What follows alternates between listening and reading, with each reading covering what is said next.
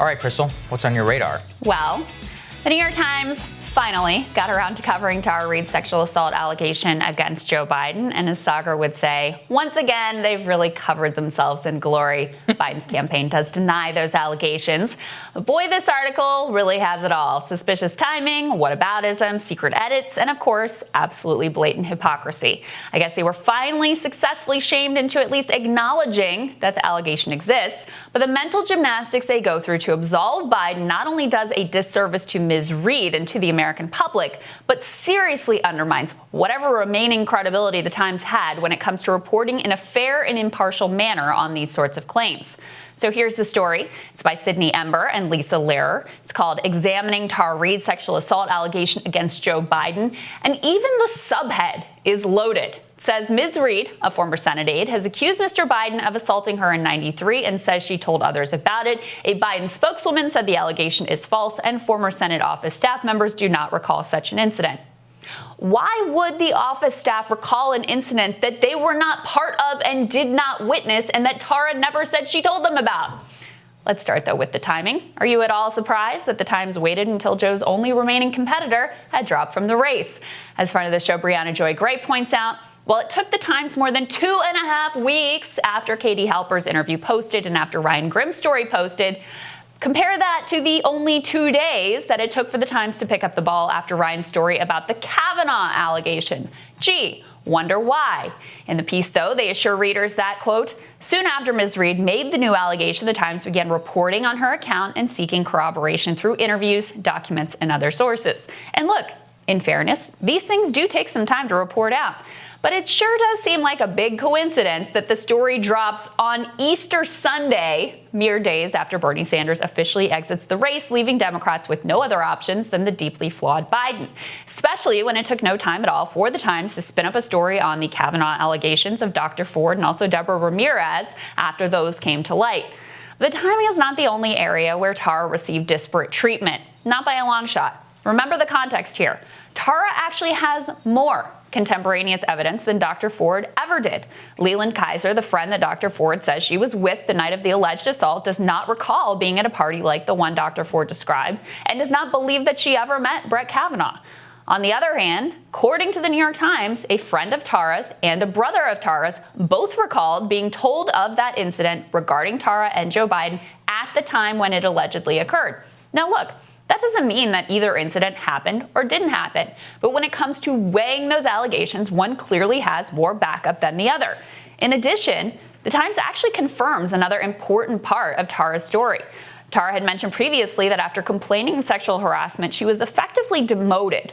Well, the Times was able to find interns from that time period who did in fact recall Tara's duties being shifted away from management. In addition, it seems fairly relevant that in terms of credibility, 7 other women have come forward to describe unwanted and inappropriate behavior from Mr. Biden, some of which, by the way, has been captured on camera. No such record existed with Mr. Kavanaugh. And yet, while the Times was happy to give Dr. Ford the benefit of the doubt and draw no conclusions about what may or may not have occurred, they decided in bizarre fashion to attempt to adjudicate this particular complaint. The original story from the Times about Tara Reade's allegations included this absolutely mind-boggling line, quote, we found no pattern of sexual misconduct by Biden beyond hugs, kisses, and touching that women previously said made them uncomfortable. So let me get this straight. The New York Times just casually out of hand dismisses the behavior that 7 other women described as inappropriate harassment in order to render Joe's verdict as obviously innocent. Clearly, you can't imagine this same standard being employed for a Republican or an anti-establishment Democrat like Bernie. Probably making matters much worse, they then edited that line to remove the part about hugs and touching, but without even noting the correction had occurred, and deleted the accompanying tweet that used that same language. So now the story just says they found no pattern of sexual misconduct and doesn't even mention that a pattern of harassment has most certainly been uncovered. Apparently the Biden campaign called the manager and got their way. Surprise, surprise. In another outrageous comment, the Times notes that Ms. Reade has filed an official police complaint, but that, quote, filing a false police report may be punishable by a fine and imprisonment. That is a blatant and shameful insinuation that they believe her story is false without actually, of course, coming out and saying it. But wait, there's more.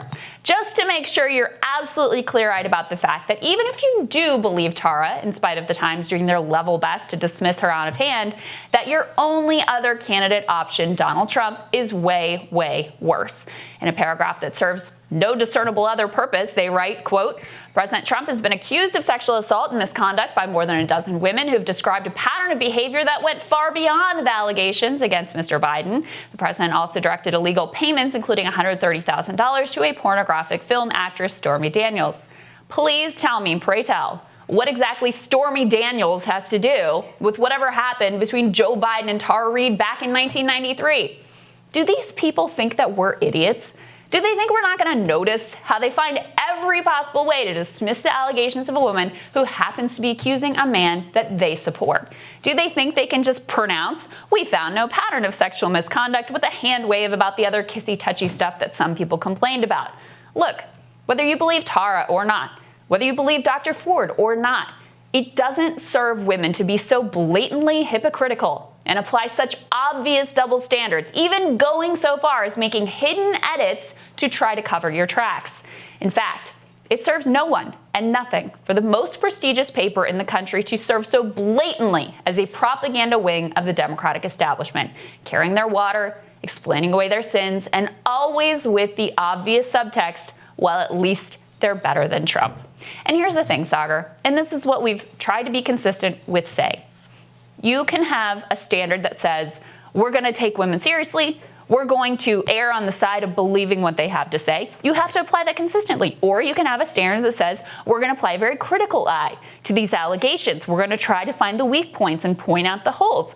Apply that consistently. But what we see here is Ryan publishes a story about a Kavanaugh accuser, and they're right on it with this very fluffy piece about how Dr. Ford has been dragged into the public spotlight, very favorable to her. On the other hand, when it's Tara Reade accusing Joe Biden, it takes 2.5 weeks, happens to come out after Bernie Sanders has dropped out of the race, drops on an Easter Sunday. Yep. They absolutely bury it in terms of their newsletter that they send out, trying to keep people from even reading it.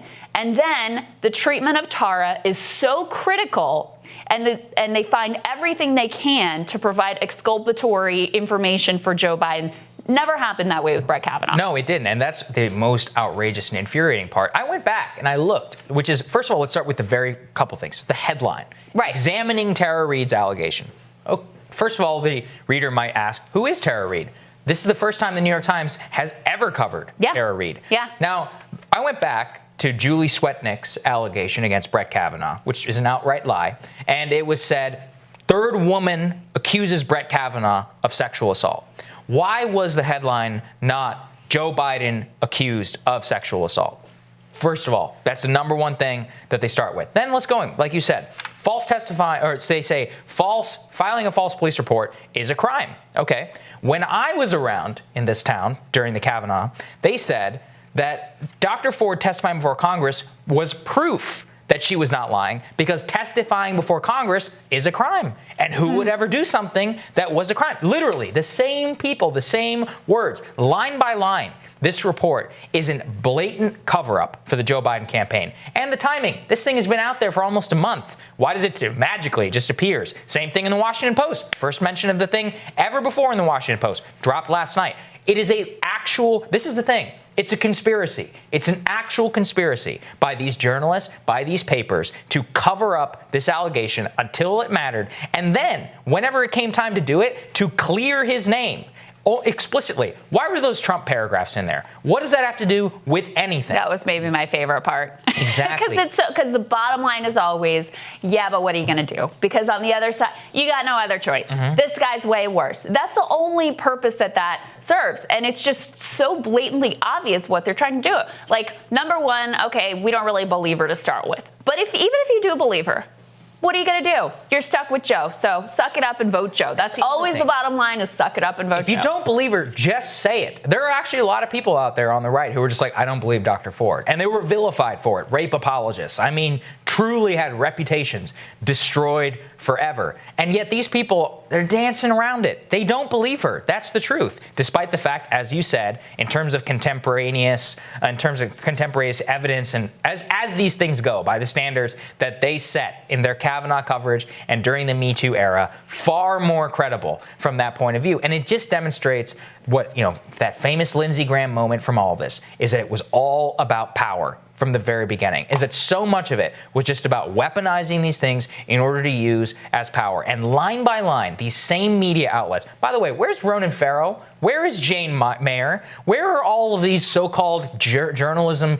heroes? We know where Alyssa Milano is. Yeah, where's Alyssa Milano? we know exactly where she is. What are all these people doing sitting out this story? Here's what's so sad for me is that I really didn't think that it was all just political games. I really didn't. I mean, I believe Dr. Ford, and I believe that you should err on the side of believing women, because look at what Tara's going through right now. This is not fun. This isn't a fun thing for a woman to go through. Nobody's like, let's have a party and accuse a powerful man of sexual assault and get dragged through the ringer by, and turned into a political football and have everything I've ever written and said and relationships and financial status. And, with Tara, it's always brought up that she changed her name because of domestic violence, as if that makes her somehow wrote something about Russia, sketchy or fishy, or that she wrote something about Russia. What does that have to do with anything? This is not a fun thing to go through. And we know just by the data and by the numbers that women are less likely to actually come out and say something than they are to come out and falsely report. And that's not to say that that never happens, but it's unusual to happen because of the scrutiny and how nasty it is and how horrible it is. So I actually think that is the right place to be in. But when you apply the standard so hypocritically, when you clearly have double standards, when you clearly have a political agenda behind it, where it's like, well, this accusation, this is one we like because it goes against somebody we don't like. So this one, we're going to give them all the credibility and all the space in the world. This one's inconvenient, so we're going to bury it on Easter Sunday. We're going to put an accusatory headline in. We're going to do everything we can to dismiss the claim and remind you that, oh, by the way, filing a false police report is a crime. You don't know that it's a false. I mean, it's just so blatantly like I said, that obvious. was exculpatory evidence. When it matters.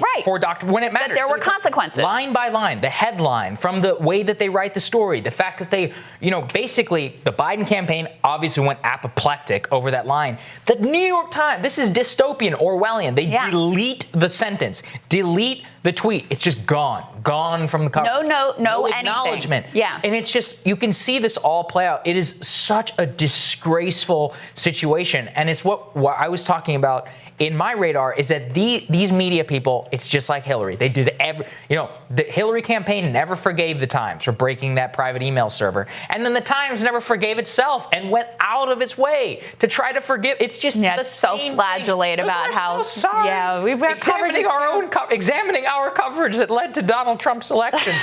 Yeah, they're going to be reading that one whenever it comes to 2020, because people know. They're not stupid. That's what Glenn Greenwald said. He was like, you think people are just going to forget the way that you covered Brett Kavanaugh versus this one, and they're not going to conclude that this is an outrageous political ploy? They know. They're not going to forget. Their people are not dumb. You can't just whitewash it away, because this is so in such recent memory that it's so clear what's happening here. Well, and then just on the political front, maybe don't nominate someone who has these kinds of issues if you think that, support for women and treatment of women is an important issue. Democrats can't ever make that case against Donald Trump again. They can't make it with a straight face. And so they've undermined their own credibility. They've undermined the total credibility of the Me Too movement and the Believe Women movement. The Times has fully undermined their credibility to be able to adjudicate these kinds of disputes and report in an impartial manner on these sorts of allegations, which is a challenging thing to do to start with, but they've completely blown whatever credibility they had in this department. All right. Next on Rising, coronavirus has hit some major cities hard. Seattle, Chicago, Detroit, and especially, of course, New York City. But how do responses of rural areas, places with lower population densities, compare to that of cities? We're going to talk about that with friend of the show, Zed Jelani, when Rising continues.